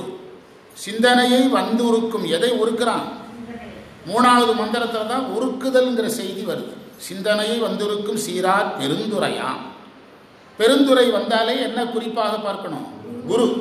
அது ஒரு குறியீட்டு சொல். ஞானசம்பந்தருக்கு சீகாழி குறியீட்டு சொல், திருநாவுக்கரசருக்கு திருவதிகை வீரட்டானம், சுந்தரருக்கு திருவாரூர், திருவெண்ணை நல்லூர், அதெல்லாம் அவங்களுக்கு குருவுக்கான குறியீட்டு சொல். பந்தம் பரிய என்றால் நீங்கன்னு அர்த்தம். பாண்டியனுடைய பந்தமும் நீங்கிறார் உரையாசிரியர். ஏன்னா அடுத்த வரி பாருங்க, பரிமேல் கொண்டான் தந்த. குதிரையில் வர்றாரு. குதிரையில் யாருக்காக வந்தார்? மதுரைக்கு வர்றாருல்ல. யார் முன்னால? பாண்டியன் முன்னால. கொண்டான் தந்த அந்தமிலா ஆனந்தம். இந்த அந்தமிலா ஆனந்தம் என்பதுதான் ஆனந்த கழிப்பாக வருது. அடுத்த மந்திரம் அதே ஒரே கான்செப்டை தான் நகர்த்துறார் மாணிக்கவாசகர். ஆனால் படிக்க படிக்க இவ்வளோ டேஸ்ட்டாக இருக்குது பாருங்கள். ஒரே செய்தி தான், 2 பேர் தேடினாங்க பார்க்கல, அதை அவர் வித்தியாசமாக சொல்கிறார் பாருங்க. வான் வந்த தேவர்களும். அடுத்த மந்திரம் பொருள் கான் நின்று காட்டில் நின்று, கான் காடு, வற்றியும் உண்ணாது உடம்பு மெலிந்தும்னு அர்த்தம். புற்று எழுந்தும், தவம் பண்றாங்க, அவங்க உடம்புல என்ன வளர்ந்துட்டு? புற்று வளர்ந்துட்டு. தலையளித்திட்டு, தலையளித்திட்டுனா முதன்மையான கருணை. தலையளித்திட்டுனா முதன்மையான கருணைன்னு அர்த்தம். ஒரு மன்னர் ஒருத்தருக்கு 100 காசு தங்க காசு பரிசு கொடுக்குறாரு, இன்னொருத்தருக்கு 200 காசு கொடுக்குறாரு, இன்னொருத்தருக்கு 1000 காசு கொடுக்குறாருன்னா இதில் முதல் கருணை எது? 1000 காசு. அது மாதிரி சிவபெருமானுடைய கருணை அதிகமாக செஞ்சால் அதுக்கு என்ன பேர்? தலையளித்திட்டு. இப்போ வந்து மினிஸ்டர் போஸ்ட்டே வச்சுடுங்களேன். எம்எல்ஏ பதவிங்கிறது பொது, அதில் மினிஸ்டராக வர்றது என்னதாகிறது? தலையளித்தலாகிறது. அதிலேயே ஒரு மினிஸ்டர் தகுதி இருக்கிற ஒரு முதலமைச்சராகனா எதாகிறது? தலையளித்திட்டு. இப்படி பார்க்கணும். முதன்மையான கருணை, தலைமை கருணை, ஃபர்ஸ்ட் கிரேடு. உயிர்ப்பு எய்து. உயிர்ப்பு எய்துன்னா என்னுடைய உடம்புக்குள்ள மகிழ்ச்சியை கொடுத்து, தேன் வந்த அமுது, அமுதின் தெளிவந்த, ஒளி வந்ததானே. இதெல்லாம் சொப்பொருள் சொல்லியாச்சு. விளக்கம். வான் வந்த தேவர். வான் வந்த தேவர்னா தேவலோகத்திலேயே இப்போ நம்ம ஊரில் வந்து இப்போ உடுமலைப்பேட்டை இருக்குதுன்னா பிறப்பு சான்று இறப்பு சான்று கொடுத்து இங்கேயே குடும்பம் நடக்குது, கல்யாணம் நடக்குது, சந்தாதி உருவாகுது. தேவலோகத்தில் அப்படி கிடையாது. இந்த மானிடராக பிறக்கிறவன் தான் யாராக போகிறான். இது ஒரு பெரிய செய்தி அந்த உரையில் எழுதியிருக்கிறாங்க.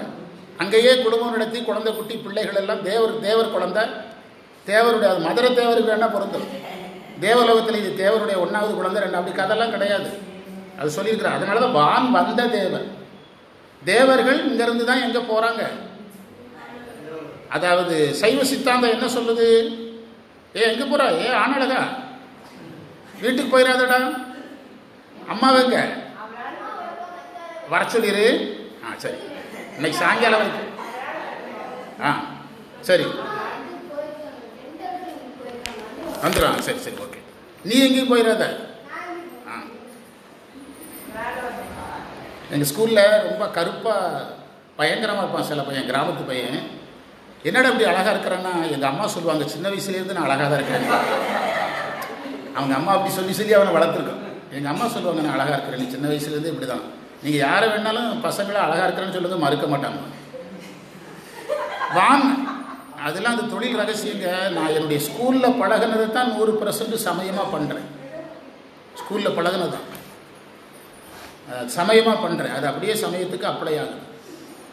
அதில் ஒரு விஷயம் கண்டுபிடிச்சேன், அவங்ககிட்ட சொன்னேன். அதுக்கே எனக்கு மாநில விருது கொடுக்கலாம், மத்திய மாநில அரசு. என்ன விருதுனா, ஒரு இளைஞனிடத்தில் நல்ல பழக்கத்தை கொண்டு வரலாம், அறிவை கொண்டு வர முடியாமல் போகலாம். அவனை படிக்க வைக்கலாம், படிக்க வைக்காமல் போகலாம். படிக்க வைக்க முடியாதுன்னு கடைசி ரேங்க் வர்றான். படிக்க வைக்க முடியாதனால தானே ஃபெயில் ஆகுறான். ஒரு பையனிடத்தில் நல்ல பழக்கத்தை கொண்டு வரலாம், படிக்க வைக்க முடியலாம். ஆனால் எதை கொண்டு வந்துடலாம்? நல்ல பழக்கத்தை கொண்டு வரலாம். ஆனால் பெரியவர்களிடத்தில் எவ்வளோ வேணாலும் படிக்க வச்சிடலாம், எதை கொண்டு வர முடியாது? கொண்டு வர முடியாது. ஏன்னா அந்த 5இல் விளையாதது அந்த லாஜிக் தான். இது ஒரு பெரிய என்னுடைய 30 வருஷ கண்டுபிடிப்பு. அதனால் நீங்கள் பெரியவங்களை திருத்துறேன்னு ஆரம்பிச்சிங்கன்னா உங்களை தீர்த்துருவாங்க. நீங்கள் திருத்த அவங்கள தூக்கிடுவாங்க. புரியுதா? திருத்த ஆரம்பிக்கக்கூடாது. அவங்க போக்கிலேயே என்ன செய்யணும்? போகணும். ஆனால் அதுக்கு நான் உடன்படலை. நான் நினைக்கிறேன், நம்ம அவங்களுக்கு நல்லதை சொல்லி அவங்களுக்கு நல்ல வழியை காட்டணும். நம்ம அதுக்காக எப்படி வேணாலும் போகணும் ஒரு ஆசிரியர் நினைக்க முடியாது, நினைக்கக்கூடாது, நினைக்க முடியாது. என்ன சொல்கிறீங்க? ஒரு தாய் எப்படி குழந்தைய விடுமா? எந்த சூழ்நிலையும் விடாது. அதான் சொல்கிறோம். இப்போ விளக்கத்துக்கு போகிறோம். தேவர்கள் எல்லாம், அதாவது சைவ சித்தாந்தத்தில் சொல்லியிருக்காங்க 3 வகையான உடம்பு. பூதனா சரீரம், நம்ம உடம்புக்கு பேர் பூதனா சரீரம். நரகத்துக்கு போகணும்னா யாதனா சரீரம். சொர்க்கத்துக்கு போகணும்னா பூதசார சரீரம். சித்தியாரில் சொல்லியிருக்குது இந்த செய்தி. இந்த உடம்பு எப்படி தோன்றும்னா அதுக்கு ஒரு உதாரணம் சொல்லியிருக்கிறாங்க சைவ சித்தாந்தத்தில். 1ஆம் பிறைங்கிறது பேசிக்காக இருக்கும். அதிலிருந்து தான் எல்லா பிறையும் என்ன செய்யும் வரும். இது ஒரு உதாரணம். ஒரு மரத்தை அடியோட வெட்டினீங்கன்னா அந்த அடிமரத்திலிருந்து என்ன வரும்? மரம் கிடைக்கும். அதே மாதிரி நமக்கு இந்த உடம்பு போனால் நமக்கு சூக்கும உடம்புன்னு உள்ள ஒரு உடம்பு இருக்குது. அது ஒரு நீண்ட சைவ சித்தாந்தம். அந்த சூக்கும உடம்பு அடுத்து நீங்கள் இங்கே பிறக்கிறதா இருந்தால் அந்த சூக்கும உடம்பு எதற்கு வழியாகும்? தூல உடம்புக்கு வழியாகும். நீங்கள் செய்த வினையினால் நரகத்துக்கு போகணும்னா அந்த சூக்கும உடம்புலேருந்தே இறைவன் எதை உருவாக்கிடுவார்? யாதனா சரீரத்தை உருவாக்கிடுவார்.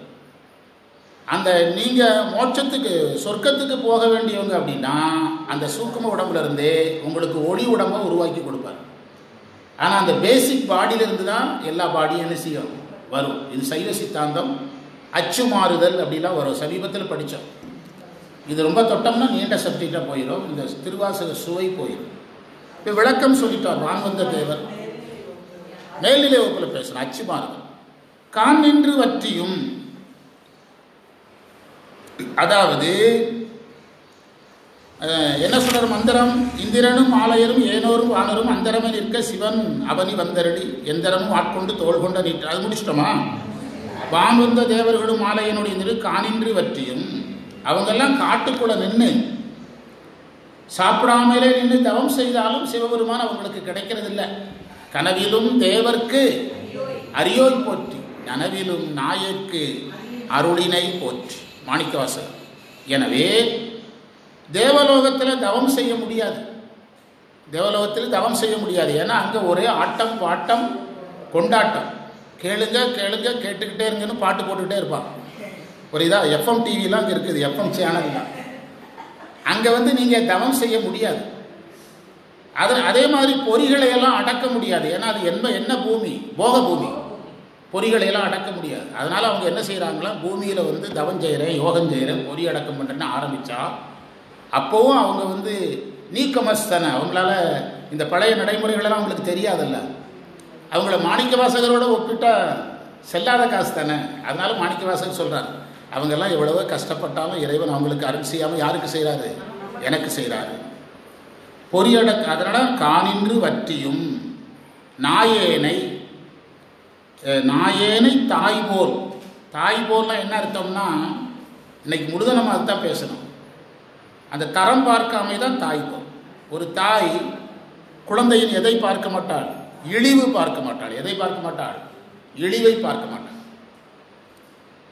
நம்ம ஆசையோடு நம்ம ஒரு சின்ன குழந்தைய எடுக்கிறோம். பஸ்ஸிலலாம் நமக்கு யாராவது குழந்தைய பெற்றோர் நிற்கிறதுக்கு உட்கார இடம் இல்லாமல் நம்ம வாங்கி வச்சுக்கலாம்னு தோணும். ஆனால் அதே சமயத்தில் இன்னொரு பயமும் இருக்கும். மேலே ஏதாவது பார்த்து போயிட்டுனா என்ன பண்ணுறதுங்கிற பயம் இருக்கும். ஆனால் லேடிஸ் அவ்வளோ ஈஸியாக, லேடிஸ் நம்ம பெரிய மாரியம்மன் கோயிலில் சத்தியம் பண்ணியிருக்கிறாங்க, எந்த பொம்பளைக்கும் பஸ்ஸில் இடம் கொடுக்கக்கூடாது. பஸ்ஸில் நாங்கள் தான் இடம் கொடுப்போம். நாங்கள்லாம் பஸ்ஸில் ட்ராவல் பண்ணும்போது நான் உங்களுக்கு ஒரு ரகசியம் சொல்லித்தரேன். பஸ்ஸில் யாருமே இடம் கொடுக்க மாட்டாங்க. அந்த குழந்தைய என்ன செய்வாங்கன்னா ஒரு அம்மா வாங்கி வைக்கும். மேக்ஸிமம் குழந்தைய வேண்டாம் கொடுங்க, நான் பார்த்துக்கிறேங்க. இந்த குழந்தை என்ன செய்யும்னா வீலுன்னு அழுதோன்னு அந்த அம்மா எந்திரிச்சு அம்மா நீயே உட்காந்துக்கணும். அதில் ஒரு ரகசியம் கண்டுபிடிச்சிங்களா? குழந்தை தனக்கும் இடம் பிடித்து அம்மாவுக்கும் இடம் பிடிச்சி இன்னொருத்தர் கிளப்பியும் விட்டுச்சு. புரியுதா? இதை நீங்கள் சமயத்தில் பயன்படுத்த முடியுமான்னு பார்க்கணும். அந்த தாய் வாங்க முடியாத இடத்தை குழந்தை எதால் சாதித்தது? அழுதால் உன்னை, அவ்வளோதான். இதுதான் திருவாசகம். அழுதால் உன்னை பெறலாமே. புரியுதா? இதெல்லாம் கவனிக்கணும். அப்சர்வேஷன் அப்படிங்கிறாங்கல்ல, எஜுகேஷனில் பேசிக்காக என்னதுதான்? கொம்பர் இல்லா கொடி போலுங்கிறார் மாணிக்கவாசகர். கோயிலாக சுத்தினவர் எதுக்கு கொம்பர் இல்லா கொடியை பார்த்தாரு? அப்போ அவர் இயற்கை என்ன செய்கிறாரு? கவனிக்கிறார். இயற்கையை கவனிக்கிறார். அதாவது மேய்ப்பன் இல்லாத ஒரு மாடு மாதிரி ஆகிட்டேனுங்கிறன்னு சொல்கிறார். அதாவது ஊராம் இலைக்க குருட்டாம் இலைக்க, நான் ஒரு கண்டு தெரியாத மாடுங்கிறார். அவர் சொன்னது இருக்கட்டு, கண்ணு தெரியாத மாடை பற்றி யோசிச்சிருக்காருல்ல. கண்ணு தெரிஞ்ச மாடு, கண்ணு தெரியாத மாடு, மாடு மேய்க்கிறவன் தெரிஞ்சாதானே இதை சொல்ல முடியும். குருட்டு ஆங்கிறாரு, நான் ஒரு கண்ணு தெரியாத மாடுங்கிறார். யாரு? நீங்கள் ஊருக்குள்ளே யாரையாவது சொல்லி பாருங்க, குடும்பத்தையே ஜெயிலுக்கு அனுப்பிடுவானோ. நீங்கள் சொன்னதை வரை ரெக்கார்டு பண்ணி ஜெயிலுக்கு அனுப்பிடுவானோ, யூடியூப்லேயாவது போட்டு விட்ருவானோ. ஆமாம். அதனால் நாயேனை தாய் போல், தாய் எதை பார்ப்பதில்லை, இழிவு பார்க்கிறது, இழிவு பார்ப்பதில்லை.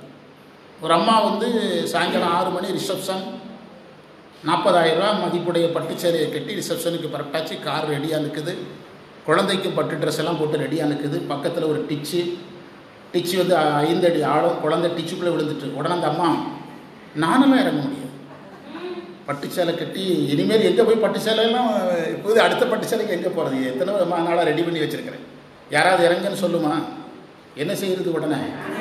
அதுபோல தான் இறைவன் இந்த உலகத்துக்கு வர்றாராம். சுபாஷையெல்லாம் அடிக்கடி சொல்லுவார்.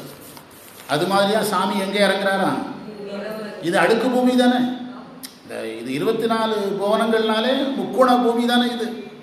இங்கே அவருக்கு வேலையே கிடையாது. ஆனால் யாருக்காக வர்றாரு, நமக்காக வர்றாரு. மகன் ஜெயிலுக்கு போனால் அப்பா ஜெயிலுக்கு வந்து தான் ஆகணும். நாம் பிறவிங்கிற சிறையில் மாட்டிக்கிட்டோம், ஜாமீன் எடுக்க யார் வந்து தான் ஆகணும்.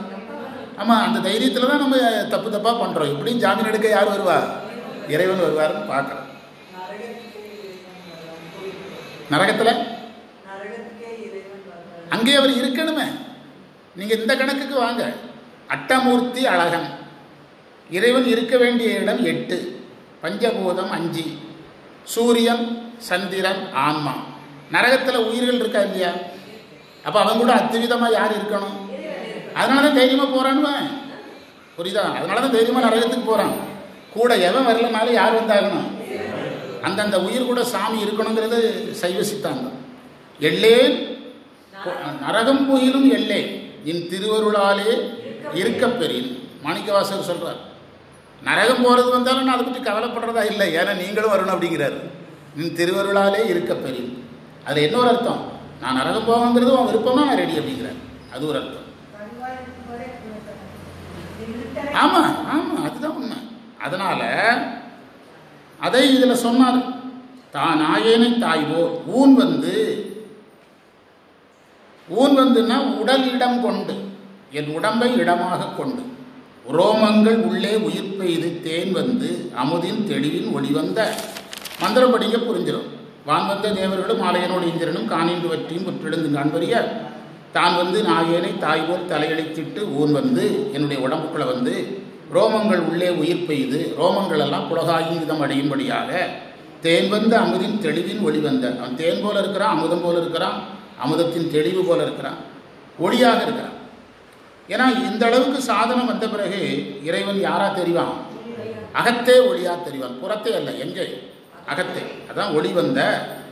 புறத்தையும் தெரியலாம், தவறு கிடையாது. வான் வந்த வார்களிலே, வான் வந்தன்னா மேலான பொருள் சொல்லியிருக்கிறோம், புரியுதா? மேலான வான் வந்த வார்கடல், வான் வந்த தேவர் வேற, வான் வந்த வார்கடல் வேற. வார்கடலை பாடுதுங்கான், வான் என்ற சொல்லுக்கு மேலான அர்த்தம். மந்திரம் 5, கடைப்பட்ட இழிந்த. பிச்சேற்றி எத்தனை முறையாவது வருது? 2வது முறையாக வருதா? இந்த பிச்சேற்றி எந்தரம் ரொம்ப முக்கியம். 3வது முறையாக வருது, கவனிச்சுடுங்க. யார் ஒருவருக்கு பிச்சை இருக்கிறதோ அவருக்கு தான் அந்த விழா ஆனந்தம். எவன் ஒருவனுடைய எண்ணம் சொல் செயல் சிவமாகிறதோ அவர்தான் ஆனந்த கழிப்புக்கு போக முடியும். இதான் அதில் இருக்கிற குறிப்பு, புரியுதா? பெரிய விஷயம். இதையெல்லாம் படிக்கிறதுக்கு இறைவன் நமக்கெல்லாம் வாய்ப்பு கொடுத்தார் பாருங்க, அதுக்கு நன்றி சொல்லணும். என்ன சொல்றீங்க? எவ்வளோ பெரிய விஷயம். கடைப்பட்ட பிச்சேற்றி, கடிந்த, கடிந்தன தொலைத்த. வேதியன், வேதியன் என்றால் அந்தணன், குரு. அந்தணர் வேடத்தில் வந்தவன் வேதியன். வேதியா, வேதகீதா என்றெல்லாம் திருமுறை சொல்லுது. வேதியன் என்ற சொல்லுக்கு மாற்றுபவன்.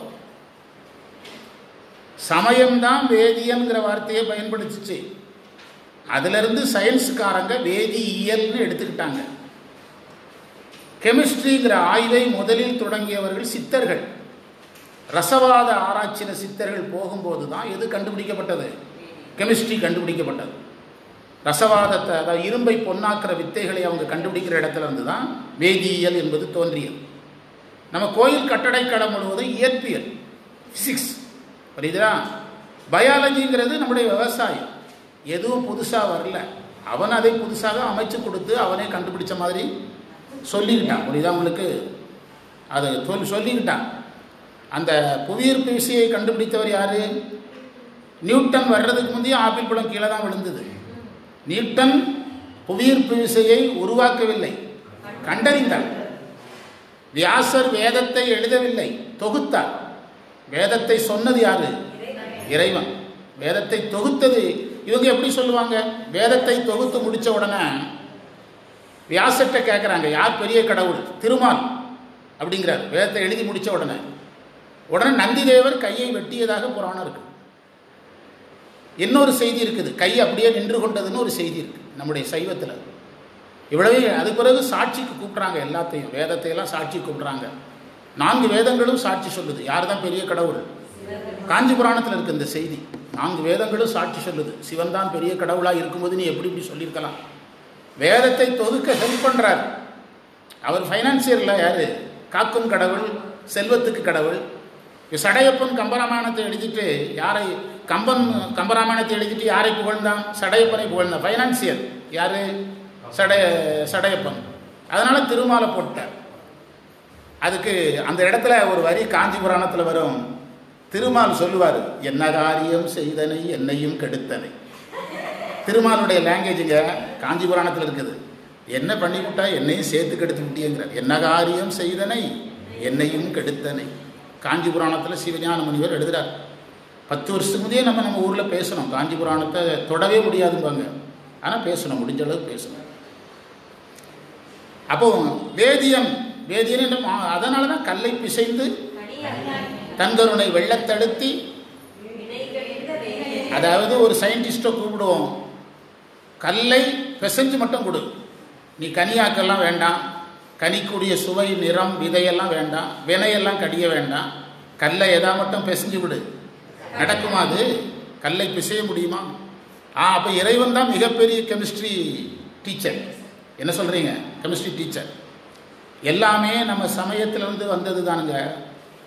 சரகா அண்ட் சுசுருதா டாக்டர் அவங்க தானே அறுவை சிகிச்சையில் முதல்ல வர்றாங்க. உலகின் ஃபஸ்ட்டு சர்ஜரியன் சரகா அண்ட் சுசுருதா. அவங்க தான் உலகின் முதல் அறுவை சிகிச்சை நிபுணர்கள். இந்தியாவில் தான் தோன்றினாங்க. இப்போ சமீபத்தில் டிவியில் ஒரு 20 நாளைக்கு முந்தி பார்த்தேன், எறும்பை கடிக்க விட்டால் சில நோய் சுகமாகுங்கிறாங்க. அப்படி செய்தி இருக்குதா டாக்டர் சார்? இப்போ டிவியில் காட்டினாங்க. தேனியை கடிக்க விட்டால் நோய் சுகம். தேனியை ஒரு பாக்ஸ்லேயே வச்சுருக்காங்கங்க.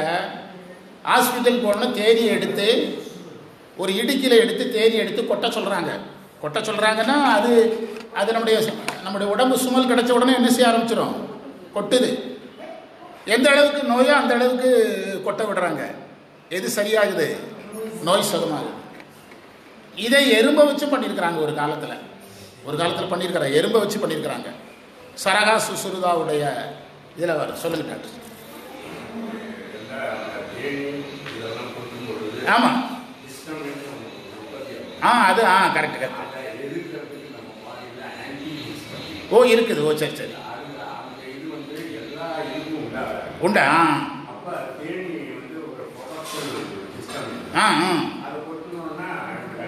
தானா அது கிரியேட் ஆகிடும், செத்து போயிடும். அது ஒரு இருக்காதா? நீங்கள் சொல்கிறது என்னென்னா கொட்டை வைக்கலாம், அது உற்பத்திக்கு அது உதவுமா செத்துவானாங்கிறத கவனிக்கணும்.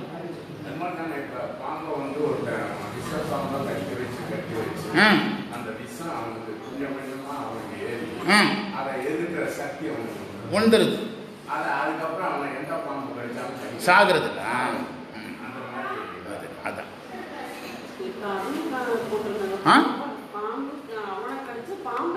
வள்ளலாரை கடிச்ச பாம்பு செத்துது இல்லை?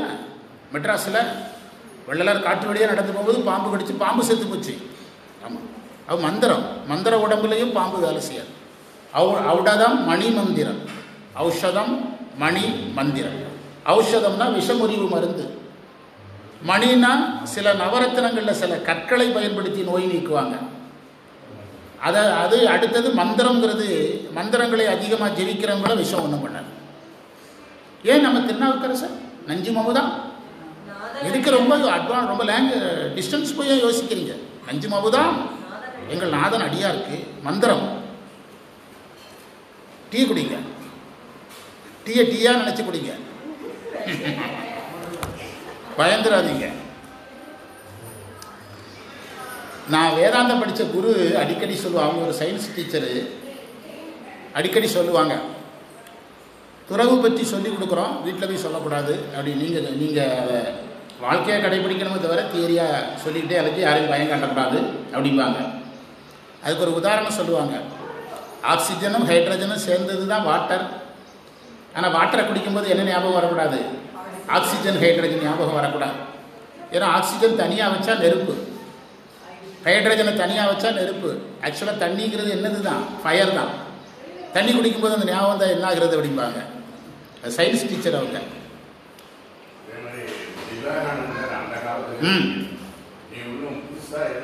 ஆமாம் ஆமாம், உணர்த்துவாரோ? ஆமாம் ஆமாம், எல்லாமே அந்த காலத்தில் சொல்கிறாங்க, இருந்துருக்கு.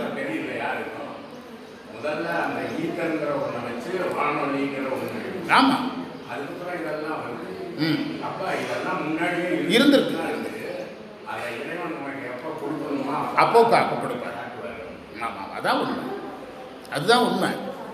அதாவது விமானிகா சாஸ்திரா அப்படின்னு ஒரு நூல் இருக்குது சமஸ்கிருதத்தில். விமானம் செய்கிறது எப்படின்னு அதில் எழுதி வச்சிருக்கிறான். பல ஆயிரம் வருஷத்துக்கு முந்தி என்ன சொல்கிறான்னா, அதில் சொல்லியிருக்கப்படி விமானம் செய்தால் இப்போது இருப்பதை விட நவீனமாக செய்யலாங்கிறான். என்ன நூலில்? விமானிகா சாஸ்திரா நூல். டீ குடிச்சிட்டிங்களா?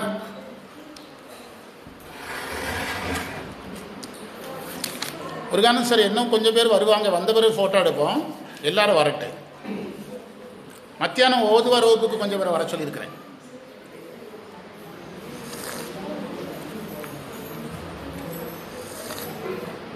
முக்கிய செய்தி, 1:15 மணி 1 மணிக்குள்ளே நிறைவு பண்ணி நான் சாப்பிட்டுட்டு கிளம்பிடுவேன். ஓதுவார் வந்து பாடிட்டு அவங்க கிளம்பிடுவாங்க. அதுக்கப்புறம் எல்லோரும் கலைஞ்சி போகலாம். இந்த மாலை வகுப்பு அந்த மாணவர்கள் கொஞ்சம் இருங்க. நான் வந்து அந்த புக்கு இருக்க வரைக்கும் வகுப்பு உண்டு. அதாவது அதுக்கான புக்கு தான், புரியுதா? நான் வந்து வகுப்பு நடத்திட்டு உங்களை அனுப்பிடுவேன். எல்லோரும் கிடையாது, வழக்கமாக இருக்கிறவங்க மட்டும். அது அந்த மண்டபத்துக்காரங்க கடைசியாக நீங்கள் போங்க அப்படின்னு ஒரு உத்தரவு போட்டாங்க. அதனால் வர்றேன், கொஞ்சம் படிச்சு.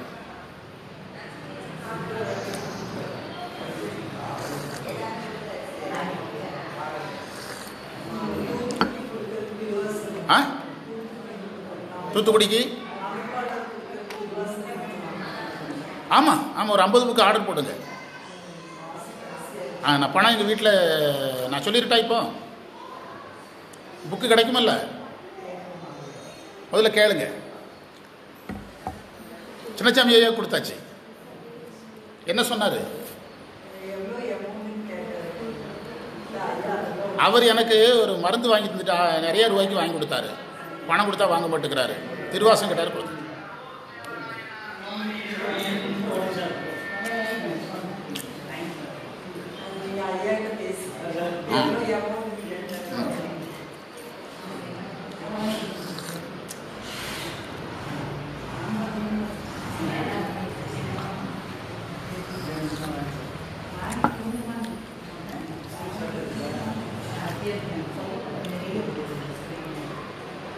சிவா கிட்ட ஒரு முக்கிய செய்தி பேசணும், கூப்பிடுங்க.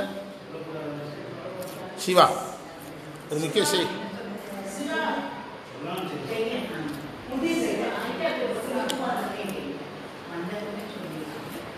சிவா, இந்த பூங்குடி இருக்காங்கல்ல, அவங்க மூலமாக புக் பண்ணவங்களில் 5 பேர் தான் வர்றாங்களா? சரிங்க. இப்போ 25-30 பேர் ஆச்சு. ஆமாம், நம்ம 21 பேருக்கு ஒரு வண்டி போட்டு பாக்கி டவர் ஒன்று போட்டுருவோம். அவங்க வந்து பணத்தை அனுப்பிவிடுங்கன்னு கேட்டாங்க. இன்னைக்குள்ளே தந்துடுறோம், இன்னொருத்தருடைய பணம் நமக்கு வேண்டாம், நாங்கள் பேசிட்டு தந்துடுறோன்னு சொன்னேன். அவங்கள அனுப்பிடுங்க. புதுசாக வர்றதா சொன்னீங்களான்னு கேட்டேன். புதுசாக அதுக்கு சமமாக வர்றாங்கன்னு சொன்னீங்களான்னு கேட்டேன். அவங்க வந்து 1000 ரூபாய்க்கே முடிக்கிறாங்களாம். அது வேண்டான்னு சொல்லிட்டேன். 1000 ரூபா. தூத்துக்குடிக்கு பஸ்ஸில் போய் இறங்குறதுக்கே 1000 ரூபா சார், இறங்குறதுக்கே 1000 ரூபா. அப்போ அனுப்பி விட்டுடலாம். சரிங்க. சரி, அப்போ நான் அனுப்ப சொல்லிடுறேன். நான் கேட்டு அனுப்ப சொல்கிறேன்னு. ஆ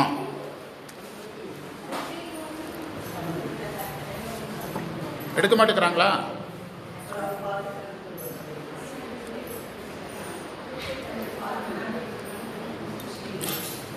நீங்கள் ரெடின்னு சொன்னாங்கன்னா சொல்லுங்கள், உடனே பணத்தை அனுப்பிடுறேன். கோயம்புத்தூர்லேருந்து பணம் வந்திருக்குது. ஒரு 4000 ரூபா ஒருத்தர் தந்தார், அதைத்தான் செலவழிக்கிறோம்.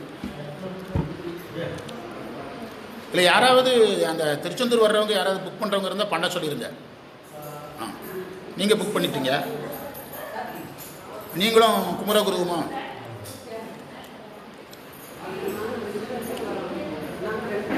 ஆ சொல்லிட்டீங்கல்ல.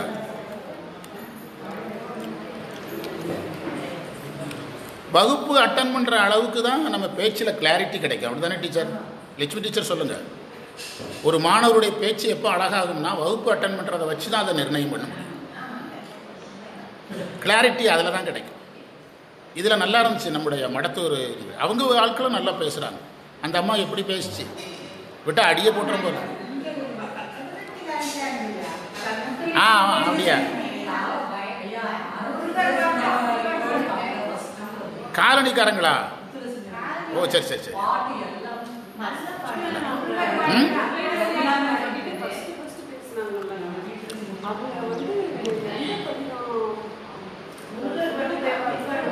தலை வரலாறு பதிகத்துக்குள்ள வரல.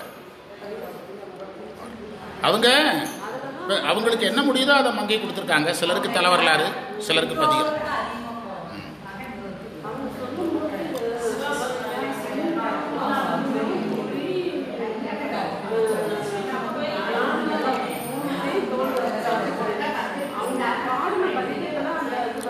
வருதுதான். நான் பேசின 15வது பதிகத்தில் இருக்கு. 15வது பதிகத்தில் இருக்கு. எங்க? தூத்துக்குடி ஒரே நாள் 29ஆம் தேதி காலையில் புறப்படுறோம். 29ஆம் தேதி காலையில் புறப்படுறோம், நைட்டு அங்கேருந்து கிளம்புறோம். அதே 29ஆம் நைட்டு அங்கேருந்து ரிட்டர்ன்.